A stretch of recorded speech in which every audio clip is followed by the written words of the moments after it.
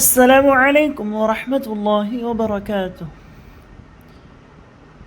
روى الإمام الترمذي وغيره عن النبي صلى الله عليه وسلم أنه قال: خير الدعاء دعاء يوم عرفة، وخير ما قلت أنا والنبيون من قبلي لا إله إلا الله وحده لا شريك له له الملك وله الحمد وهو على كل شيء قدير. പ്രവാചകൻ സല്ലല്ലാഹു അലൈഹി വസല്ലമ തങ്ങൾ പറഞ്ഞതായി ഇമാം അൽ തിർമുദിയും മറ്റുള്ളവരും ഉദ്ധരിക്കുന്നു.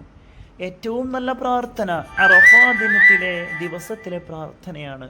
ഞാനും എൻ്റെ മുമ്പുള്ള പ്രവാചകന്മാരും പറഞ്ഞതിൽ ഏറ്റവും മികച്ച ഒരു വാക്ക് ഇതാണ്: لا إله إلا الله وحده لا شريك له له الملك وله الحمد وهو على كل شيء قدير എന്നുള്ള ദിക്റാണ് ഏറ്റവും വലിയ വാക്ക്.